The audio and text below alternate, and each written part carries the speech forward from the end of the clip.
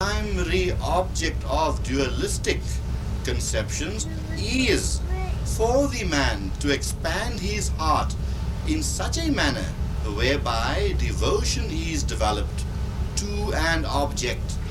Devotion is so much developed to the object of devotion that in time to come one finds unification with the object, and then the subject and the object becomes one in unity, and then duality ceases. So, to repeat again, that the concepts of duality and the concepts of monism, concepts of unity and the concepts of duality, are not separate from each other. One is an extension of the other. This fight between monism and dualism has caused a lot of dissension among people. The most apparent question would be that how can I be God? How can I be God? And when man says, I am God, he might be committing a great blasphemy. The only person or a person of the stage that can say, I am God, would be a person that has reached the stage of Christ.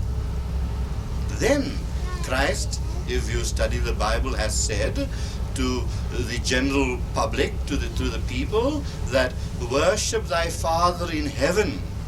Christ showed a duality.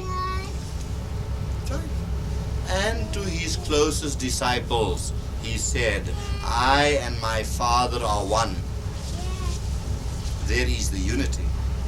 So, to those people that require a dual conception of the relationship between man and God, for them that dual conception is good. That is why our Foundation for Spiritual Unfoldment does not condemn any belief. We encourage every faith. If this is good for you at your present stage of evolution, then by all means believe that. And there are very few people in this world that has reached the stage of unity that could really say, I and my Father are one. That can really say that. Fine. So, up to the stage that we are in, where generally people are in, they must accept this duality, because this duality is practical. Now, our systems of meditation does two things. Firstly, it makes you recognize the uniqueness that is your individual soul. Seek ye first the kingdom of heaven within, and all else shall be added unto thee. The Bible says something like that. So our system of meditation is to help you, to make you find the kingdom of heaven that is within. Now, the kingdom of heaven that is within you is firstly an individual kingdom, a limited kingdom, limited by your perception of a kingdom. But when you go beyond the levels of the mind, when you go beyond mental limitations, when you go beyond mental perceptions, then you will find that that very same individual Atman becomes universal and becomes Paramatman. So, our practice that are given is first to make you realize the divinity of that which is residing in you, step number one. Step number two, it will show you that that divinity that resides in you is universal, omnipresent. And when that recognition comes of the omnipresence of divinity, you too can say then that I and my Father are one. Okay. Good. Fine. So, would you say that there was a distinction between our personal conception of God and the absolute? What would you say the distinction between those two was? The personal conception of God and the absolute conception of God. Now, the absolute conception of God is abstract, because absoluteness cannot be perceived in a limited context. Now, if the absolute is abstract, what could happen to a ordinary average human being? He is incapable of conceiving the abstract. Now, we all know that the finite mind cannot comprehend the infinite. It is beyond the mind to comprehend that. Is beyond the limited mind to comprehend that which is limitless. Fine. So, in order to find progress in our lives, we start off with the personal conception of God. Now, the personal conception of God is what is regarded to be the sum totality of the universe. Fine. Among the Hindus, they would believe in Krishna or Rama, that is the personal conception of God, an embodiment of God. Fine. Among the Buddhists, they would have Buddha. Among Christianity, Christ, and there are various other religions that have various personal conceptions of personal gods. These are good. I say, if you believe in Krishna, you must. If you believe in Rama, you must. That is your personal conception. But your mind being limited and unable to conceive the inconceivable, then by all means have your personal God. But do not think that your acceptance of the personal God is the end of it all. Because from the personal God, one proceeds to the abstract God, the impersonal God. So that too, like dualism and monism, is also a stage, a progression from one stage to the other.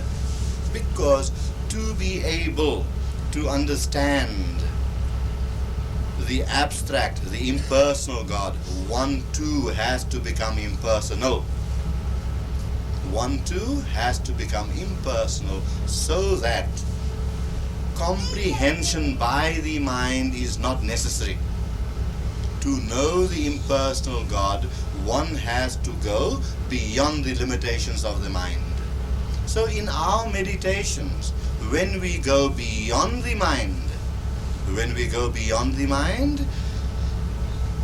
in what is called nirvikalpa samadhi, a meditation that is formless, then we have certain glimpses of what that state could be of the impersonal God, the abstract God.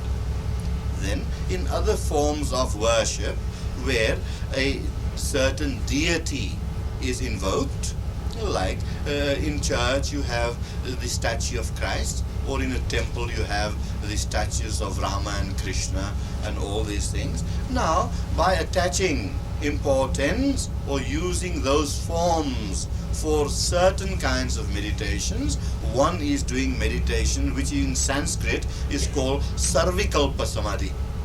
That means a meditation with form. One is a stepping stone to the higher form of meditation. Now, the practices that we are doing mostly are those that lead to the abstract, to the impersonal God, which is formless. And being formless, it can be identified in its totalness, in totality, with the entire existence, entire creation. And then one dwells in the realms of absolute knowledge, absolute existence, and absolute bliss. And this is the Vedantic contention. Right? Fine. Okay. Could you explain the difference between devotion to a dead master such as Christ, or a non-living master, and devotion to a guru such as yourself? In context of what you The question is, what is the difference in having devotion to a dead master and the devotion that one has to a living master, like myself? Oh, there's no difference. There's no difference at all. It is not the object that's important. It is the subject that's important. You are important, not me. I am non-important. My duty is, as a guru, my duty is to awaken the guru that is within you.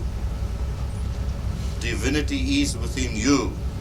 I am just an external object that could make the path easier for you to realize and recognize the divinity that is within you. There is a big stone, a big boulder, which you want to push out of the way. Now that boulder is too heavy, you cannot push it. It will require 10 men. But you can use the guru as a lever, and one man can push the boulder away. That is the guru. That's all. So the devotion to a present master or a past master is the same. It depends on the devotee, not the object. Yes, but there's only one little advantage, that a living master can answer back. Yes. True. You want to say something? Yes. Yeah, ask us. I asked a question, I didn't get an answer, because Guru Raj said I should wait until everybody can hear it. And my question was, is there something which is called possession? And in case, is there something which is called exorcism? Now we're going to talk of spooks.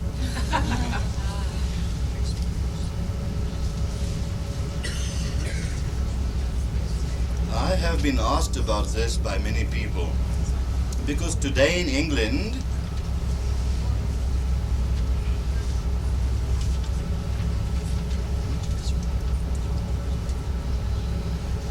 the young lady has asked the question about exorcism and the question about possession. There is going quite a lot of talk in England, I hear, about being possessed. Many people have asked me this question, and many people, this thing has become so frightful. So frightful. And the fear has been made greater, made so much greater because of the kinds of films that are seen and the kind of literature and all the books that we get, that a human being can get possessed by another spirit.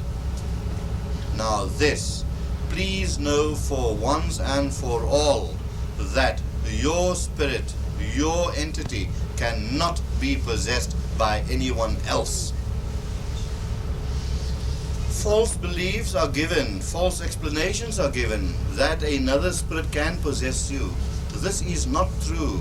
Do not believe this, because it can only lead your minds into greater and greater muddles. Now, what happens? What are the mechanics? What happens in such a case?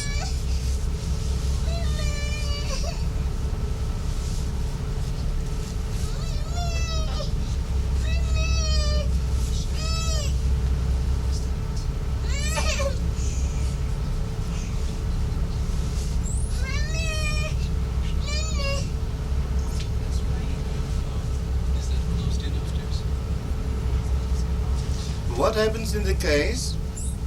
Would you like to take the? Are you the father? Yes. Yes. Do take the child. Yes, because the child is too powerful for me to compete with. I really can't. Although it does not take off my concentration on what I'm saying, but it takes off the concentration of the hearers, and I'm more interested in you getting the point. I know the points already. Oh, okay.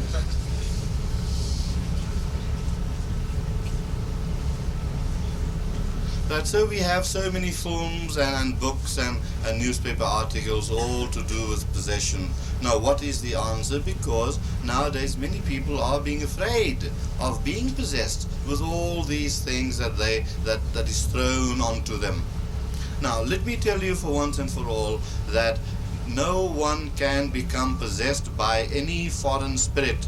There is no such thing. Now, what happens in seeming possessions is this. The same thing that happens in a schizophrenic person. Now this is a complete new theory, and which I have verified by experience. I have verified this by experience.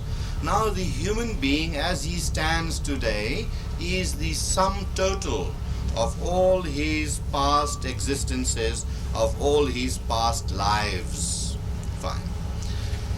Due to certain ways of living in this life, due to certain conditionings of the mind, due to environment and environmental pressures, due to upbringing, due to one's education, something happens in the minds which psychiatrists have verified. Something happens in the mind whereby another form of personality seems to take over. A woman, they say, has a split personality. At one period of time she'll behave in a certain way, and then in the evening she'll behave differently, as if she was a different person. What are the mechanics there? What is happening there is this, that because of a certain derangement of the mind, that person is living a personality, living a life which he or she had lived before in past history. Because of a derangement, a past life shines through the present conscious level of the mind, and that person seems to be living a split personality, a different life altogether. Now, there are certain levels that we have lived. For example, as a brutal man, we have all been brutal.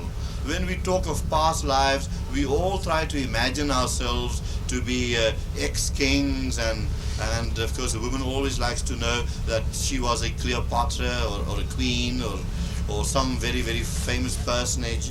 But we could have been murderers and thieves and all kinds of people. Now, because of a certain imbalance created in the present day conscious mind by various kinds of pressures, a glimpse is had of a past life that person had lived. Sometimes it is of a lower form and comes through so powerfully through our minds, subduing the conscious mind, that to the observer the person does not seem to be himself, but seems to be possessed by another entity. Now, there is no other entity that can possess you as an entity. There's no place for another entity, because you as an entity occupy all the space there is for you to occupy as an entity. But you can relive, you can condition your mind to relive a past life in the present life. And then those that don't understand will say, you are possessed. I had an experience about 2 months ago at our center in Cape Town. A woman walks in. This woman comes in with a daughter about 13, 14 years old. And his daughter was sitting trembling all the time. She hadn't been to school for 18 months. We went to all kinds of doctors, physicians, psychiatrists, psychologists, everywhere. And then of course she heard of us, that here are people, godly people, spiritual people, let us see what they have to say. So the woman sat down, the child sat down in front of the desk, and the woman started telling me. She says, Guru Raj, my daughter is possessed by some evil spirit.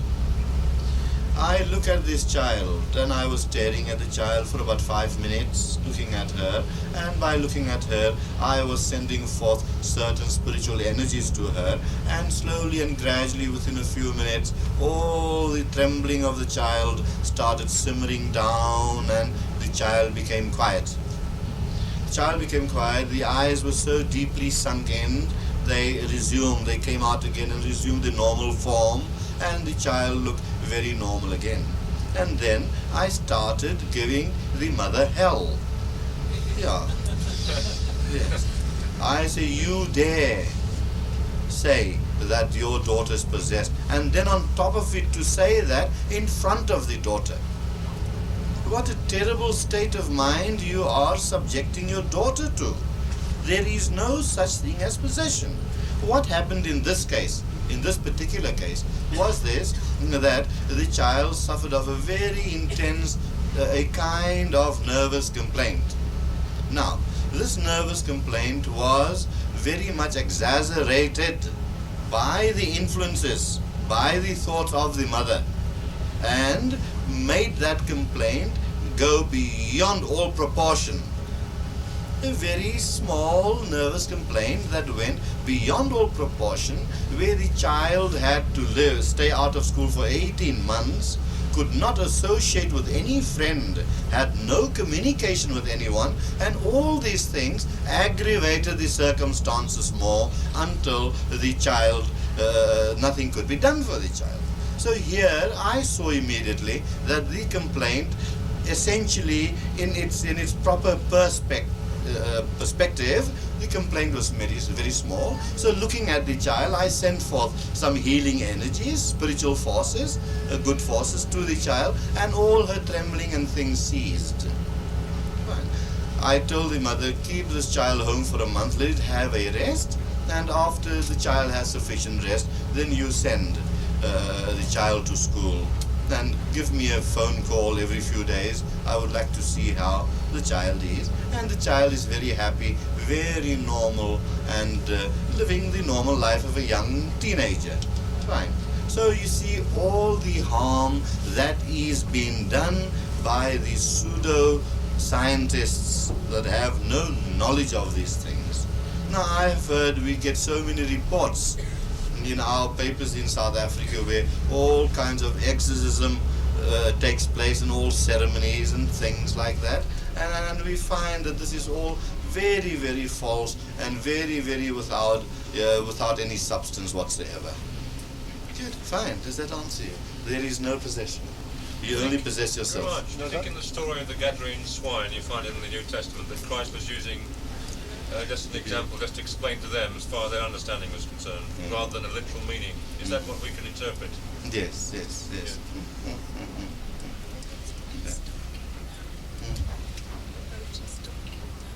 Is the bird docking now? Yes. Oh, I see. It's half past. A very short prayer for peace to all. Okay. Om Dev Shanti Rantarikshagvam Shanti Prithvi Shanti Rapa Shanti Vishwadeva Shanti Vanaspata Shanti Brahma Shanti Sarvagvam Shanti Shanti Reva Shanti Sama Shanti Redi Om Shanti Shanti Shanti.